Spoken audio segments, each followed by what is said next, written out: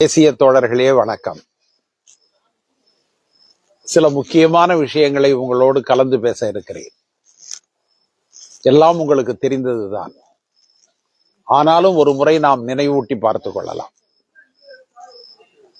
நம்முடைய பிரதமர் ஜோர்டான் நாட்டிற்கு சென்று அந்த நாட்டினுடைய பட்டத்து இளவரசரை வழக்கம் போல் கட்டிப்பிடித்து, அவரும் வெளிநாட்டிலிருந்து வந்திருக்கிறாரே, நாம் மரியாதை செலுத்த வேண்டும் என்கின்ற உயரிய எண்ணத்தோடு தன்னுடைய காரை தானே ஓட்டி கொண்டு அதில் நம்முடைய பிரதமரையும் அழைத்து வந்திருக்கிறார். இதனை பாரதிய ஜனதா நண்பர்கள் ஒரு மிகப்பெரிய விஷயமாக சொல்லுகிறார்கள். ஜோர்டான் இளவரசர் கார் ஓட்டினார் என்பது பெரிய விஷயமாக அவர்களுக்கு தெரியவில்லை. முகமது நபியுடைய நேரடி வாரிசு, 46வது வாரிசு எங்களுடைய தலைவருக்கு கார் ஓட்டி இருக்கிறார் என்பதுதான் அவர்களுடைய பரப்புரை. ஜோர்டான் இளவரசர் பெருந்தன்மையாக நடந்து கொண்டிருக்கிறார். ஆனால் நம்முடைய பாரதிய ஜனதா தோழர்கள் சிறுமையோடு அதை எடுத்து சொல்கிறார்கள். நான் கேட்கிறேன், நீங்க உத்தரப்பிரதேசத்தில் இருக்கிற முஸ்லிம்களை என்ன செய்கிறீர்கள்? அவர்கள் மீது சுமத்தப்பட்ட எந்த குற்றமும் நிரூபிக்கப்படாத பொழுதே அவர்களுடைய வீடுகள், அவர்களுடைய மசூதிகளை புல்டோசர் வைத்து இடிக்கிறீர்கள். உச்ச நீதிமன்றமே கண்டனம் தெரிவித்த செயல். அந்த மாநிலத்தினுடைய உயர் நீதிமன்றம் கூட கண்டனம் தெரிவித்திருக்கிறது. உலகத்துல எங்கேயுமே அப்படி கிடையாது. ஒரு மாற்று கருத்து, ஒரு மாற்று மதம் அவர்கள் மீது ஒரு குற்றத்தை சுமத்தி குற்றம் நிரூபிக்கப்படாத பொழுதே அவர்களுடைய வீடுகளை புல்டோசர் மூலமாக இடித்தெறிதல். இந்தியாவில் எந்த மாநிலத்திலாவது அது நடந்திருக்கா? இந்தியாவில் காங்கிரஸ் தான் ஆண்டதுன்னு சொல்ல முடியாது. பல்வேறு கட்சிகள் ஆண்டு இருக்கிறார்கள். நீங்க தமிழ்நாட்டில் அதிமுக, திமுக ஆண்டு இருக்கிறார்கள். அதே மாதிரி தென் மாநிலங்கள்ல பல்வேறு அரசியல் கட்சிகள் ஆண்டு இருக்கிறார்கள். வட மாநிலங்கள்லயும் ஆண்டு இருக்கிறார்கள். மேற்கு வங்காளத்தை ஜோதிபாஸ் 30 ஆண்டுகளுக்கு மேலாக ஆண்டார். கேரளத்துல பொது உடைமை. இப்படி பல்வேறு கட்சிகள் மாறுபட்ட கருத்துகளோடு இருந்தும் கூட ஒரு மாறுபட்ட கருத்தை சொன்னார் என்பதற்காக அவருடைய வீட்டை இடிக்கவில்லை, அவருடைய தொழுகை இடத்தை இடிக்கவில்லை. இந்த ஊர்ல நீங்க இதை செய்றீங்க, ஆனா அந்த ஊர்ல போய் இளவரசரை கட்டி பிடிக்கிறீங்க. இது நியாயமா? இது நான் நீங்க போக வேண்டாம்னு சொல்ல, நான் பிரதமரை குறை சொல்ல மாட்டேன். அந்த விஷயத்துல போங்க. அந்த நாட்டோடு நமக்கு தேவையான வியாபார உத்திகளை கையாளுங்கள். நம்ம பொருள் அங்க போகட்டும், அவங்க பொருள் இங்க வரட்டும்.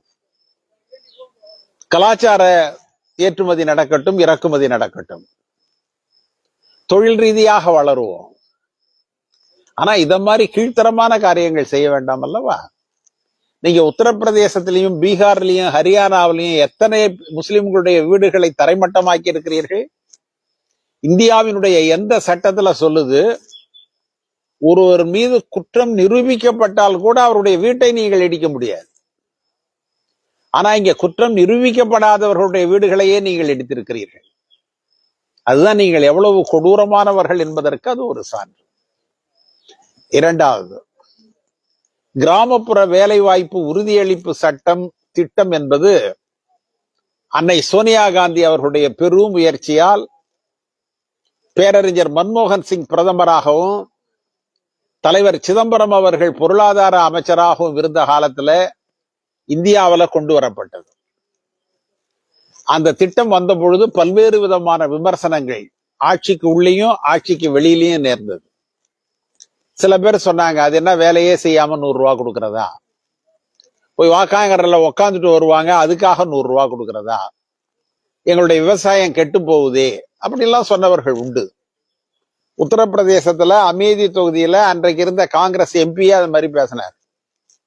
நான் அதன் பிறகு அவருக்கு எடுத்து சொன்னேன், நீங்க சொல்றது தப்புங்கிறத நான் எடுத்து சொன்னேன். விவசாயம் அதனால் பாதிக்கப்படவில்லை. கிராமப்புற வேலைவாய்ப்பு உறுதியளிப்பு திட்டம் என்பது வேலை செய்ய இயலாதவர்கள், வயதானவர்கள், மற்றவர்களால் குடும்பத்தாரால் கைவிடப்பட்டவர்கள், நோயுற்றவர்கள், அவர்களுக்கு இலவசமாக வீட்டில் அமர வைத்து 100 ரூபாய் கொடுப்பதற்கு பதிலாக அவர்களுடைய குச்சி வீட்டில் இருந்து குளக்கரை வரை அழைத்து வந்து அவர்களால் முடிந்த வேலையை செய்ய சொல்லி 4 மணி நேரம் கழித்து பாதுகாப்பாக அவர்களை கொண்டு போய் அவர்களுடைய குச்சி வீட்டிலே விட்டு 100 ரூபாய் பணம் கொடுக்க சொல்வதுதான் அந்த திட்டத்தினுடைய நோக்கம். இந்த திட்டம் காங்கிரஸ் கட்சியினுடைய மாபெரும் திட்டம். அதே நேரத்தில் மார்க்சிஸ்ட் கம்யூனிஸ்ட் கட்சி இதுல அவர்களும் பெரிய ரோல் பிளே பண்ணாங்க. சீதாராம் யெச்சூரி அவர்கள்தான் இந்த திட்டத்தினால் மக்களுக்கு கிடைக்கக்கூடிய நன்மைகள் என்ன என்பதனை அன்னை சோனியா காந்தி அவர்களிடம் தனிப்பட்ட முறையில பலமுறை சொன்னவர். இதனால என்ன ஆயிட்டுன்னா, இந்தியாவினுடைய கிராமப்புற வறுமை 10 ஆண்டுகள்ல குறைந்து போனது. ஏன்னா எல்லாருக்கும் 100 ரூபாய் கிடைச்சது, சம்பாதிக்க முடியாதவங்களுக்கு 100 ரூபாய் கிடைச்சது. நீங்க அதுதான் முக்கியம். நீங்க இப்ப தேர்தல்ல வாக்கு போடுறவங்களுக்கு எல்லாம் பணம் கொடுக்குறீங்க, அது முக்கியம் அல்ல. இது என்னன்னா, யாரால் வேலை செய்ய முடியாதோ, யாரை மற்றவர்கள் வேலைக்கு கூப்பிட மாட்டார்களோ அவர்களையெல்லாம் கணக்கெடுத்து, ஆதரவற்றவர்களை, அனாதைகளை கணக்கெடுத்து அந்த கணக்கு வழக்கை முறையாக நிர்மாணித்து, ஏதோ அவர்களால் முடிந்த ஒரு வேலை, அதுல முக்கியமான பாயிண்ட் அதுதான், அவர்களால் முடிந்த ஒரு வேலை தான், அதுக்காக 100 ரூபாய் கொடுக்க சொன்னார்கள். வருஷத்துல 100 நாள் கொடுத்தா அவருடைய வறுமை போகும். அவங்க ஒன்னும் மாடி வீடு கட்ட முடியாது, கார் வாங்கிட முடியாது, 2 வீலர் வாங்கிட முடியாது. வறுமை கொஞ்சம் குறையும், பட்டினி குறையும். இது எப்படி தப்பாகும்? நீங்க உலகம் முழுவதுமே சமூக நலத்திட்டங்கள் என்று உண்டு. அமெரிக்காவெல்லாம் ஒருத்தன் ஒரு மாடு வளர்த்தாலே அவனுக்கு போனஸ் கொடுக்கறாங்க. நாம அந்த அளவுக்கு எல்லாம் போகல. இங்க முடியாதவர்களை நாம இந்த வேலைக்கு அழைச்சிக்கிட்டோம். விவசாயம் கெட்டுட்டுதுங்கிறாங்களே, நின்று வேலை செய்ய முடியாதவர்கள் அல்லது குனிந்து வேலை செய்ய முடியாதவர்கள், 80 வயதிற்கு மேற்பட்டவர்கள், நடக்க முடியாதவர்கள், நோயுற்றவர்கள், இவர்களை எந்த நில உடைமையாளர் வேலைக்கு வைத்துக் கொள்வார்? நானே கொஞ்சம் நிலம் வச்சிருக்கிறேன், எங்க கிராமத்துல யாரும் வேலைக்கு வச்சுக்க மாட்டாங்க. இந்தியா பூரா அதுதான். அதனால விவசாயம் கெடல. அதற்கெல்லாம் வேறு காரணங்கள் இருக்கு. ஆனா இப்ப விவசாயம் கெட்டுவிட்டதுன்னு சொல்றதையும் நம்ம ஏத்துக்க முடியாது. எப்பொழுது இந்திரா காந்தி அவர்கள் கொள்முதல், கட்டாய கொள்முதல் என்கின்ற கொள்முதல் விலை, ப்ரொக்யூர்மெண்ட் ரேட் என்பதை அவர்கள் எப்பொழுது கொண்டு வந்தார்களோ அப்பொழுதே அடிமாட்டு விலைக்கு வியாபாரிகள் நெல்லையும் கோதுமையையும் வாங்கிய கதை முடிந்து விட்டது. ஒரு காலத்துல அமெரிக்காவில் இருந்து கோதுமை ஏற்றி வர கப்பலை நம்பி நாம் இருந்தோம். ஆனா இன்னைக்கு இந்தியாவில் அம்பாரம் அம்பாரமாய் கோதுமையும் நெல்மணிகளும் விளைகின்றன. இவைகளை வெளிநாட்டுகளுக்கு நாம் ஏற்றுமதி செய்கிறோம். அதுதான் இந்தியாவினுடைய வளர்ச்சி. அதை செஞ்சவங்க இந்திரா காந்தி. அதற்கு அடிப்படை தமிழகத்தை சார்ந்த சி சுப்பிரமணியம், அவரோடு இணைந்து பணியாற்றியவர் MS சுவாமிநாதன் என்கின்ற ஒரு விஞ்ஞானி. எவ்வளவு பெரிய பெருமை இந்த நாட்டிற்கு. 100 நாள் வேலை திட்டத்தால் அந்த பாதிப்புகள் இல்லை. நான் இந்த 100 நாள் வேலை திட்டத்தை ரொம்பவும் ஆராய்ந்திருக்கிறேன். நான் ஒரு முறை தலைவர் சிதம்பரம் அவர்களை சந்திப்பதற்காக அவருடைய ஊருக்கு சென்று கொண்டிருந்தேன். அதிகாலை நேரம் புதுக்கோட்டையில அந்த பைபாஸ் ரோட்ல போனோமா, ரோடு ஓரமா ஒரு பெரிய ஏரி இருக்கும். போகும்போதெல்லாம் நம்ம பார்த்துக்கிட்டு போவோம். நான் அந்த காலை நேரத்துல 100கணக்கான பெண்கள் அந்த ஏரியை நோக்கி போய் கொண்டிருந்தார்கள். அவங்க கையில மம்முட்டி இருந்தது, தட்டு இருந்தது. எனக்கு நல்லா தெரியும் இவங்க 100 நாள் வேலைக்கு போறாங்கன்னு தெரியும். ஆனாலும் தெரியாத மாதிரி அவர்களிடம் இறங்கி அதை பற்றி விசாரிப்போம், ஏதாவது குறைகள் இருக்கிறதா என்பதை தெரிந்து கொண்டால் சட்டமன்றத்துல, பாராளுமன்றத்துல, பொது வெளியில பேசுவதற்கு வசதியாக இருக்கும் என்று காரில் இருந்து இறங்கி நானும் என்னுடைய நண்பர்களும் அவங்களோட பேசணும்.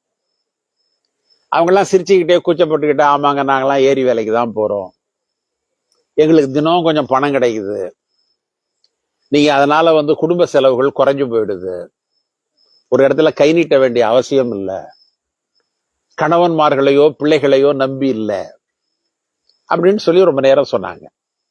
நான் சொன்னேன், எல்லாருக்கும் 100 ரூபா கொடுக்குறாங்களான்னு கேட்டேன். அப்படியெல்லாம் சொல்ல முடியாதுங்க, கூட குறைச்ச தராங்க, ஆனா கூட எங்களுடைய பிரச்சனை தீர்ந்து போகிறது. நாங்க அதையே பேசிட்டு இருந்தோமா இந்த வேலை நடக்காது, முடிஞ்ச வேலையே செய்யலாம். நான் வந்து அதிகமா செய்வேன், எங்க அம்மா கொஞ்சமா தான் செய்வாங்க. அது மாதிரி எல்லாருக்குமே அந்த வேலையால கொஞ்சம் பணம் கிடைக்குது, நாங்க வந்து நிம்மதியா வாழ்றோம் என்று சொன்னார்கள். எனக்கு மகிழ்ச்சியா இருந்தது. ஏன்னா என்னுடைய அரை நூற்றாண்டு கால அரசியல் வாழ்க்கையில அரசினுடைய ஒரு திட்டத்தால் எங்களுடைய வறுமை குறைந்திருக்கிறது, எங்களுடைய சிரமங்கள் குறைந்திருக்கிறது என்கின்ற வார்த்தை முதன்முறையாக அப்பொழுதுதான் நான் கேள்விப்பட்டேன். நான் ஊராட்சி ஒன்றிய பெருந்தலைவராக இருந்திருக்கிறேன், சட்டமன்ற உறுப்பினராக இருந்திருக்கிறேன், நாடாளுமன்ற உறுப்பினராக இருந்திருக்கிறேன், காங்கிரஸ் கட்சியினுடைய மாநில தலைவராக இருந்திருக்கிறேன். எங்க போனாலும் குறை சொல்லுகிற மனிதர்கள் தான் கிடைப்பார்கள். ஆனா 100 நாள் வேலை திட்டத்துல மட்டும் அதனுடைய பயனாளிகள் பெரிய குறைகளை சொல்லவில்லை. இன்னும் கொஞ்சம் கூட கொடுக்கலாம், 100 நாளுங்கிறத 125 நாள் ஆக்கலாம், 150 நாள் ஆக்கலாம், 200 நாள் ஆக்கலாம். இதை போன்ற பிரச்சனைகள். நான் அப்படி அவங்களோட பேசிட்டு இருக்கிற பொழுது ஒரு பெரிய புளிய மரம் பக்கத்திலேயே, அதுக்கு அந்த புளிய மரத்தை அடியில ஒரு பாட்டி குத்துக்கால் போட்டு உக்காந்து இருந்தது. உடம்பெல்லாம் சுருங்கி போயிருக்கு, கண்ணமெல்லாம் சுருங்கி போயிருக்கு, வெறுமையா பார்த்துக்கிட்டு உக்காந்து இருக்கு. நீங்க அவருடைய கண்ணம் துடிக்குது. என்ன காரணம்னு அதுக்கப்புறம் தெரிஞ்சுக்கிட்டேன்னா, இந்த 100 நாள் வேலையை பார்க்க வந்த அதிகாரின்னு என்ன நினைச்சுக்கிட்டது கார்ல வந்ததுனால. நம்மளால நடக்க முடியலையே, உக்காந்து இருக்கிறோமேன்னு சொல்லி நம்மள வேலைக்கு வேணான்னு சொல்லிட்டாங்கன்னா என்ன செய்யறதுன்னு பயந்துகிட்டு இருக்குது. நான் மெதுவா பாட்டிக்கிட்ட கேட்டேன், எனக்கு தெரியும். நான் பாட்டிக்கிட்ட கேட்டேன், என்ன பாட்டி எங்கேயாவது ஊருக்கு போறதுக்காக பஸ் ஏறதுக்காக வந்து உக்காந்து இருக்கியான்னு கேட்டேன். அது பதறி போய், ஐயோ அதெல்லாம் இல்லைங்க, நானும் ஏறி வேலைக்கு தான் வந்தேன், இவங்கள விடலாம் நான் தான் நல்லா வேலை செய்வேன் அப்படின்னு பக்கத்துல இருந்தவங்க எல்லாம் காட்டி சொன்னிச்சு. அந்த பொம்பளை வேற சிரிக்குது எல்லாம். இதால எழுந்திருக்கவே முடியல, இது எங்க நல்லா வேலை செய்யறது. பக்கத்துல ஒரு சின்ன அலுமினிய சொம்பு வச்சிருந்தது, ஒரு 250 மில்லி தண்ணி பிடிக்கும். நான் உண்மையாலுமே என்ன நினைச்சுக்கிட்டேன்னா, தண்ணி குடிக்க வச்சிருக்குன்னு நினைச்சுக்கிட்டு, என்ன பாட்டி தண்ணி குடிக்க இந்த சொம்பு வச்சிருக்கியான்னு. இல்லைங்க, இதுலதான் மண்ணை வாரி நான் அந்தாண்ட போடுறேன். நண்பர்களே, சுற்றி இருந்த பெண்கள் எல்லோரும் சிரித்தார்கள், மகிழ்ச்சி. ஆனா எனக்கு அதுல தெரிந்தது என்னன்னா, சோனியா காந்தியும் யெச்சூரியும் மற்றும் எங்களுடைய கூட்டணியில் இருந்த திராவிட முன்னேற்ற கழகமும் பிற கட்சிகளும் சேர்ந்து செய்த மாபெரும் சாதனை என்னவென்று சொன்னால், அந்த அலுமினிய சொம்பை பயன்படுத்த அவர்கள் உரிமை அளித்தார்கள் பாருங்க அந்த பாட்டிக்கு. அதுதான். ஏன்னா அந்த பாட்டிகிட்ட போய் அலுமினிய சொம்பு கூடாது, 200 கிலோ உள்ள இரும்பு தண்டில் தான் நீ தூக்கணும்னு சொல்லியிருந்தா அதால வேலைக்கு வந்திருக்க முடியாது. திட்டத்தினுடைய நோக்கம் என்னவென்று சொன்னால், அதற்கு வேலை தர வேண்டும், ஒரு சின்ன வேலை கொடுக்கணும், பணம் கொடுக்கணும். வேற யாரால செய்ய முடியும் அதை? சோனியா காந்தி அவர்கள் தான் அதை செய்தார்கள். அந்த திட்டத்தினுடைய வெற்றி அதுதான். அதனால்தான் அதுக்கு மகாத்மா காந்தி பெயரை வச்சோம். அதன் பிறகு பேரறிஞர் மன்மோகன் சிங் அவர்களும் தலைவர் சிதம்பரம் அவர்களும் திட்டம் என்பதற்கு பதிலாக அதை சட்டம் என்று கொண்டு வந்தார்கள். நாடாளுமன்றத்துல வாக்கெடுப்பு நடந்தது. நான் கேட்டேன், ஏன் இது எதுக்காக செய்றீங்கன்னு கேட்டேன். அப்ப அவங்க சொன்னாங்க, திட்டம் என்றால் ஒரு அரசாங்கம் ஒரு திட்டத்தை கொண்டு வரும், அடுத்த அரசாங்கம் வந்தா அந்த திட்டத்தை எடுத்துடலாம். ஆனால் இதை சட்டமாக கொண்டு வந்தால் இந்தியாவில் எந்த அரசாங்கம் வந்தாலும் இந்த சட்டத்தை நிறைவேற்றியே தீரணும். இல்ல அந்த சட்டத்தையும் எடுக்கணும்னு நினைச்சாங்கன்னா 3/2 பங்கு மெஜாரிட்டியை பாராளுமன்றத்துல காட்டி எடுக்கணும். அதனால் இதற்கு ஒரு உறுதித்தன்மை கொடுப்பதற்காக இதை நாங்கள் சட்டமாக மாற்றி இருக்கிறோம். இது கிராமப்புற வேலை வாய்ப்பு திட்டம் அல்ல, இது கிராமப்புற வேலை வாய்ப்பு சட்டம். நான் கேட்கிறேன், மோடி கிட்ட கேட்கிறேன், எதுலயோ கை வச்சிங்க, எங்களுக்கு தெரியும் நீங்க இந்த தப்பெல்லாம் செய்வீங்கன்னு தெரியும். ஏன்னா நாங்க ஹிட்லரை படிச்சிருக்கிறோம், முசோலினிய படிச்சிருக்கிறோம், பல சர்வாதிகாரிகளை படிச்சிருக்கிறோம். எனவே மோடியும் அதே பாதையில செல்வாருங்கிறதும் RSS அதே பாதையில செல்லுங்கிறதும் எங்களுக்கு நல்லா தெரியும். நீங்க மாறுபட்டவர்களை ஏற்றுக்கொள்ள முடியாத வக்கரமக்காரர்கள் நீங்க, எங்களுக்கு அதுவும் நல்லா தெரியும். ஆனா நீங்க மகாத்மா காந்தியினுடைய பெயரால் இருக்கிற ஒரு திட்டத்தை மாற்றுகிறீர்களே, அவர் என்ன செஞ்சார் உங்களுக்கு பாவம்? நீங்க அவரை கொன்றதை விட அவருடைய பெயரை மாற்றியதுதான் கொடுமையானது. அவர் கொல்லப்பட்டார், அது ஒரு கொடுமை. ஆனா அவருடைய பெயரையும் மாற்றி இருக்கிறார்கள். அது அதைவிட கொடுமை. அவர் என்ன தன்னுடைய பெயர் ஒரு திட்டத்திற்கு இருக்க வேண்டும், ஒரு சட்டத்திற்கு இருக்க வேண்டும் என்று கருதிய ஆங்கிலேயர்களை எதிர்த்தார்? அல்லது உங்களைப் போல ஆங்கிலேயர்களுக்கு வெண்சாமரம் வீசினாரா? மன்னிப்பு கடிதம் எழுதி கொடுத்தாரா? எந்த காலத்துல மகாத்மா காந்தி தலை வணங்கி இருக்கிறார்? அந்த மாமனிதருடைய பெயரை ஒரு திட்டத்திலிருந்து நீக்கிறீங்களே, அது நியாயமா? அது கடவுள் அதை ஏற்றுக்கொள்வாரா? நாங்க நம்புற கடவுள் அதை ஏற்றுக்கொள்ள மாட்டார். உங்களுக்கு தண்டனை கொடுப்பார். உங்க கடவுளும் உங்களை காப்பாற்ற மாட்டார். ஏன்னா கடவுளர்கள் எல்லாருமே நல்லவங்க தான். உங்களை போன்ற தவறானவர்களை அவர் காப்பாற்ற மாட்டார். அதற்கான தண்டனை உங்களுக்கு உண்டு என்பதை சொல்லி விடைபெறுகிறேன். நன்றி, வணக்கம். இந்த வீடியோ பிடிச்சிருந்தா இதை லைக் பண்ணுங்க, ஷேர் பண்ணுங்க. உங்க நண்பர்களுக்கு ஷேர் பண்றதோட நம்ம அரசியலான சேனலுக்கு இதுவரை சப்ஸ்கிரைப் பண்ணாலுங்க சப்ஸ்கிரைப் பண்ணுங்க. மறக்காம பக்கத்தில் இருக்க பெல் ஐக்கானை கிளிக் பண்ணுங்க. அப்பதான் நம்ம போடக்கூடிய ஒவ்வொரு வீடியோவும் உங்களுக்கு நோட்டிபிகேஷன் காட்டும். நீங்க விரும்பிய வீடியோவை பார்க்கலாம். என்றும் இணைந்திருப்போம். நன்றி. உங்கள் அன்பன் அஷ்ரஃப் அலி. வாழ்த்துக்கள்.